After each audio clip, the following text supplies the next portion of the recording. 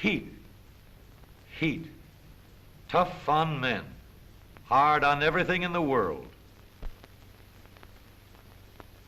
Heat is hard on engines. That's why every car has a cooling system.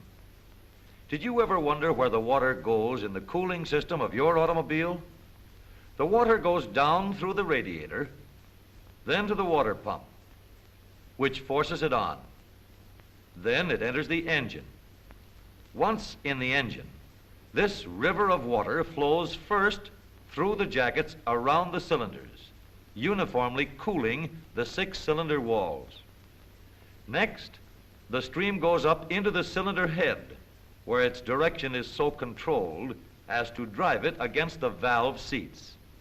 Leaving the valve seats, it circulates through the head, and after it has done all the cooling it can do, the water comes out through the hose at the top and flows back into the radiator. Even though Emily Post may never approve it as good etiquette, the well-known business of cooling coffee in a saucer is an excellent illustration of what happens in the radiator of your car. In the saucer, the hot coffee is spread out thin over a large area so that the heat has a chance to escape. Cold is only the absence of heat, and heat doesn't just disappear. It has to be carried away through the air. Now, if you blow on the coffee, that helps a lot. Even more heat is carried away by the greater circulation of air. That's why large surfaces help heat to escape fast. More liquid is exposed to the air. More heat is carried away.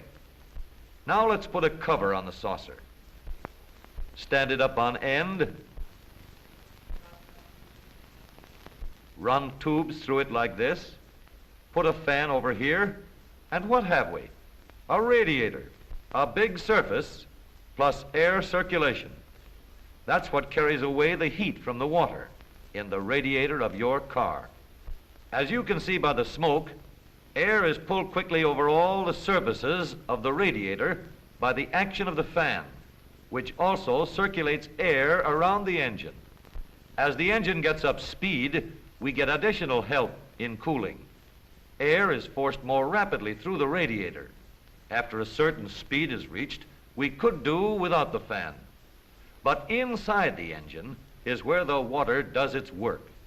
The temperature inside an automobile engine is just as important to the engine as the temperature of a room is to people.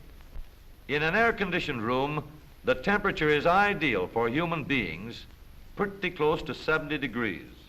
But in another room, the thermometer is up to 90 degrees and nobody likes it. It's too hot for comfort. But even a temperature that seems hot to us would be cold to the engine of an automobile. The temperature an automobile engine likes best isn't 70 degrees, nor 90, nor even 100. A gasoline engine likes 180 degrees best, summer or winter. And that's just the way the water is when it leaves the engine. Each part inside the engine has a particular temperature at which it operates best. In the water jacket, close to the cylinder wall, it's 212 degrees, just hot enough to boil water. Between the piston and cylinder wall, the temperature is about 350. And inside the metal, in the top of the piston, it's about 600 degrees, hot enough to boil mercury. Up in the combustion chamber, where the gasoline burns, the temperature is about 3,000 degrees, and that's hot enough to melt steel and then some. That whole working gang inside the engine has to have just the right amount of water in order to keep operating at just the right temperatures, neither too hot nor too cold. What would happen if they didn't get that water? Well, we all know what happens to metal when it gets hot. When steel gets hot, it expands. That's why there is a gap between rails in a railroad track. The gap protects the rails from buckling when they get hot and expand. Foundries use the same principle in making locomotive wheels. The flange is heated until it expands, then it is slipped over the wheel so that when it cools, the flange will contract again and fit tightly over the wheel. The metal inside an automobile engine also expands when it gets hot. And if all the water suddenly boiled away, every part in the engine would over-expand. Then nothing could move, and the engine would almost melt. It would be ruined. That's why it's important to keep your radiator always full. The valves which let the fuel in and let the hot burn gases out are at the hot spot in the engine. They must have a special water spray. They're not content with just ordinary cooling. The valve is being cooled all the time it is on its seat. So the cooler the seat, the cooler the valve. To make sure the seats are cool, water is squirted directly on the valve seats. The cooler the seat and valve, the harder they are and the longer they will last. This kind of cooling keeps valves working efficiently and gives them a long and useful life. In the modern car, all the parts inside the engine get treated to a new kind of cooling. These water jackets run the full length of the cylinder, assuring uniform cooling over the full length of the cylinder wall. This also means that pistons are kept cooler, as they are always running against these cooler cylinder walls. Piston rings and pistons, properly cooled, keep in contact with the oil film on the cylinder walls. Oil temperature is kept down, cylinder bores remain truly round and straight. All parts run cooler. Now, here's a test that shows what the cooling system of the modern car can really do under extreme load and temperature conditions on a steep mountain grade. We're at the bottom of one of the longest, toughest hills in the country, the 9-mile hill between Clarkdale and Jerome, Arizona.